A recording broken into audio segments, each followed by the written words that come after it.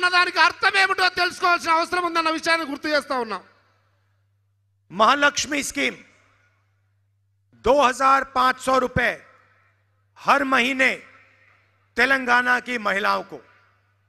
महालक्ष्मी పథకం కింద ప్రతి వివాహితకు నెలకు 2500 రూపాయలు వేసే బాధ్యత కాంగ్రెస్ పార్టీ తీసుకుంటుంది. 500 रुपए का गैस सिलेंडर, 500కే గ్యాస్ సిలిండర్ ఇచ్చి గ్యాస్ ఆర్థిక భారాన్ని మహిళల మీద తగ్గించే ప్రయత్నం చేస్తా ఉంది. चुनाव के बाद तेलंगाना की महिलाओं को बस में पैसा नहीं देना पड़ेगा. ఎన్నికలై కాంగ్రెస్ ప్రభుత్వం ఏర్పడిన తర్వాత తెలంగాణ రాష్ట్రంలో ఏ మహిళ కూడా డబ్బులు ఇవ్వకుండా ఉచిత బస్సు ప్రయాణం చేయవచ్చు. तेलंगाना के कोने कोने में तेलंगाना की महिलाएं घूम पाएंगी.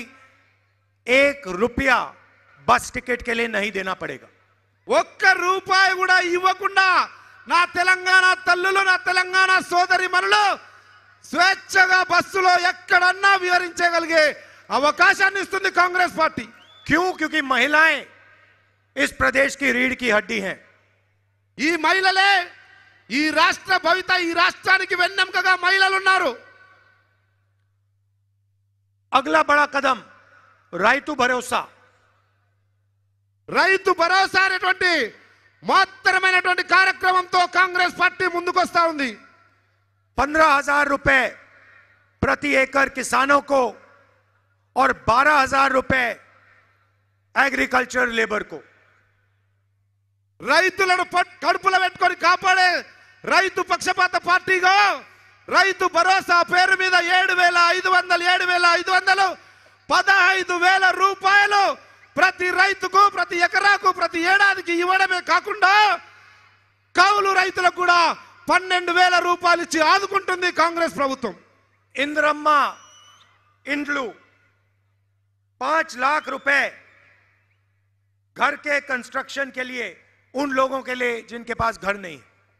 ఎవరికైతే తెలంగాణ రాష్ట్రంలో ఇల్లు లేని నిరుపేదలు ఉన్నారో వాళ్ళందరికీ కూడా ఆనాటి ప్రభుత్వంలో కట్టిన ఇందిరమ్మ ఇల్లు పేరిట 5 లక్షల రూపాయలతో ఇందిరమ్మ ఇల్లు కట్టించే బాధ్యత కాంగ్రెస్ పార్టీది.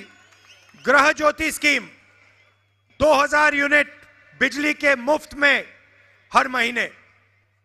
ప్రతి నెల 200 ప్రతి నెల 200 యూనిట్ల కరెంటు కాల్చే బీద బడుగు బలైన వర్గాల వారందరికీ కూడా ఉచితంగా 200 యూనిట్ల విద్యుత్ ఇవ్వడం జరుగుతా ఉంది. युवा विकासम 5 लाख रुपए स्टूडेंट्स के असिस्टेंट्स के लिए, उनकी कॉलेज फीस के लिए, उनकी कोचिंग के लिए. విద్యా భరోసా పేరు మీద మీలాంటి యువకులు మీలాంటి విద్యార్థుల కళ్ళల్లో కాంతి చూడడానికి 5 లక్షల రూపాయలతో విద్యా భరోసా కార్డు ఇస్తుంది కాంగ్రెస్ పార్టీ.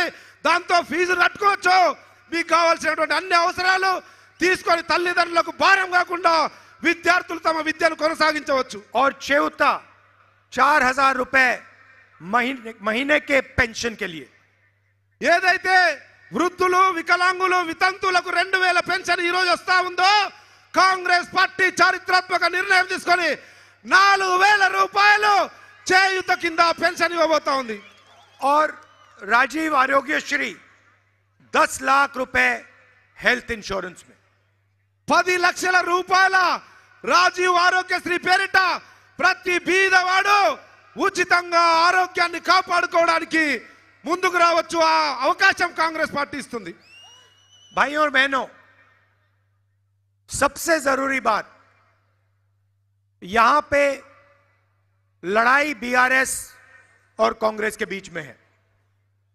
తెలంగాణ రాష్ట్రంలో బీఆర్ఎస్ కు కాంగ్రెస్ కు స్పష్టమైన యుద్ధం జరగబోతా ఉంది. बीआरएस, बीजेपी और एमआईएम एक साथ काम कर रहे हैं. తెలంగాణ రాష్ట్రంలో బీఆర్ఎస్ బీజేపీ ఎంఐఎం కలిసి పనిచేస్తూ ఒకే తాను ముక్కలుగా కొనసాగుతా ఉన్నాయన్న వాస్తవాన్ని గ్రహించమని కోరుతా ఉన్నాం. लोकसभा में बीजेपी की पूरी मदद आपके चीफ मिनिस्टर करते हैं. లోక్సభలో ఏ బిల్లు వచ్చినా సంపూర్ణమైనటువంటి మద్దతు ఈ కల్వకుంట్ల చంద్రశేఖరరావు నాయకత్వంలోని బీఆర్ఎస్ పార్టీ పార్లమెంట్ లో ఇస్తుంది. जीएसटी, किसान बिल, पूरा का पूरा समर्थन आपके चीफ मिनिस्टर ने बीजेपी को दिया. అనేక చట్టాలు జిఎస్టీ కావచ్చు, రైతు వ్యతిరేక నల్ల చట్టాలు కావచ్చు, అనేక బిల్లులకు కూడా బీఆర్ఎస్ పార్టీ స్పష్టంగా భారతీయ జనతా పార్టీకి పార్లమెంటు సాక్షిగా అండగా నిలబడ్డది. विपक्ष के सारे चीफ मिनिस्टर्स पर CBI, ED, income tax department के केसेस हैं. భారతదేశంలోని ప్రతిపక్ష పార్టీ ముఖ్యమంత్రులు నాయకుల మీద ఈడీ, సిబిఐ, విజిలెన్స్ ఈ రకంగా అనేకమైనటువంటి దాడులు జరుగుతూ ఉన్నాయి.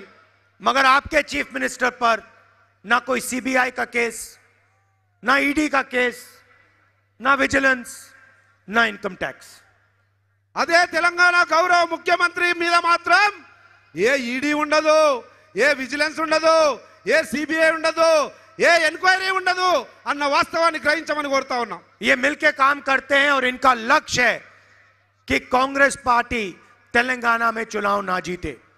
ఈ రెండు కలిసి తోడు దొంగలుగా కుట్రపూరితంగా కాంగ్రెస్ పార్టీని అధికారంలోకి రానుకోకుండా చేయాలన్నటువంటి రాజకీయ కుట్రలో భాగంగా రెండు కలిసి పనిచేస్తా ఉన్నాయి. दूसरी तरफ एमआईएम खड़ी है. ఇంకొక వైపు ఎంఐఎం కూడా లోపాయికారిగా వారితో పనిచేస్తా ఉంది.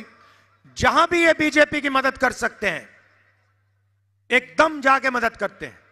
ఎక్కడ బీజేపీకి అవసరం అనుకుంటే అక్కడ బరాబర్ నిక్కచ్చిగా ఎంఐఎం వాళ్లకు ఇండైరెక్ట్ గా మద్దతు తెలుపుతా ఉందన్న వాస్తవాన్ని గ్రహించమని కోరుతా ఉన్నాం. राजस्थान में, महाराष्ट्र में, मध्य प्रदेश में, छत्तीसगढ़ में जहां भी बीजेपी इनसे कहती है जाके चुनाव लड़ो, ये एकदम जाके चुनाव लड़ते हैं और बीजेपी की मदद करने वाले कैंडिडेट उतार देते हैं.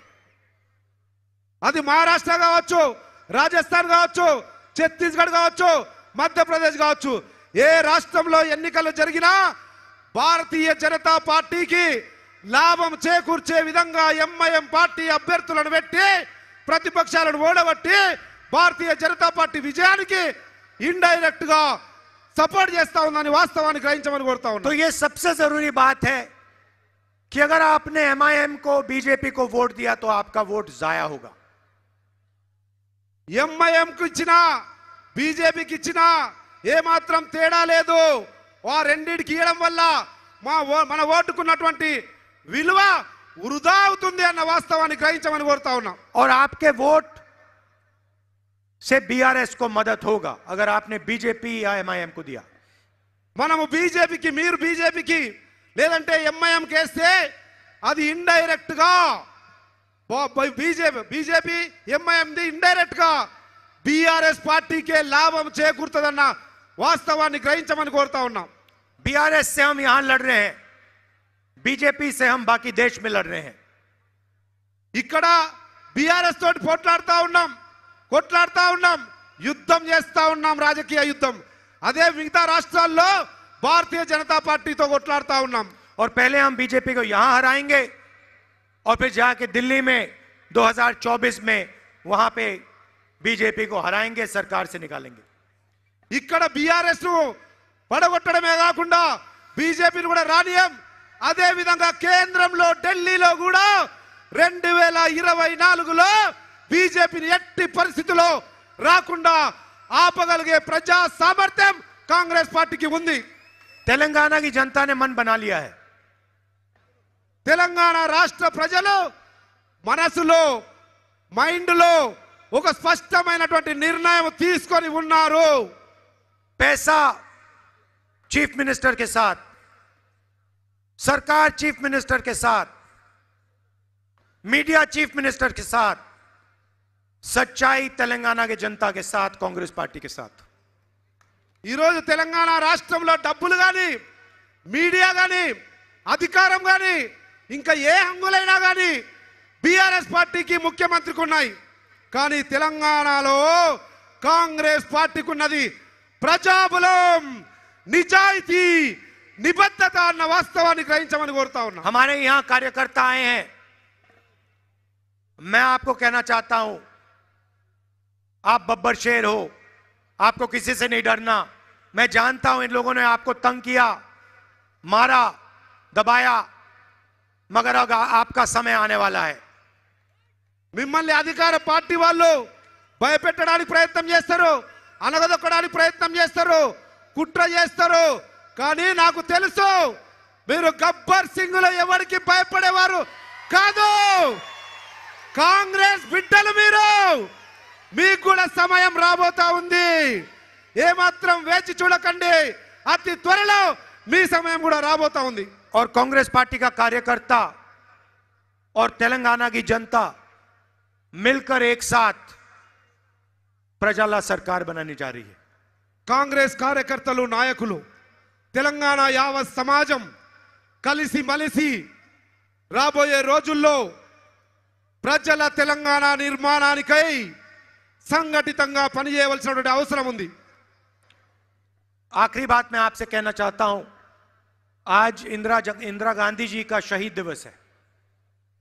ఈ రోజు మన ప్రియతమ మాజీ ప్రధానమంత్రి శ్రీమతి ఇందిరాగాంధీ, స్వర్గీయులైనటువంటి దివంగత నేత ఇందిరాగాంధీ గారి వర్ధంతి ఈ రోజు. मैंने आपसे कहा कि मेरा रिश्ता राजनीतिक नहीं है, मेरा रिश्ता पारिवारिक है. నేను ముందే చెప్పాను, మన బంధం రాజకీయ బంధం మాత్రమే కాదు, ఇది కుటుంబ బంధం, కాంగ్రెస్ కుటుంబ బంధం అన్న వాస్తవాన్ని గుర్తు చేస్తా ఉన్నా. और जब मेरी दादी को जरूरत थी तब तेलंगाना की जनता ने इंदिरा गांधी जी की मदद की थी. చరిత్రలో ఇందిరాగాంధీకి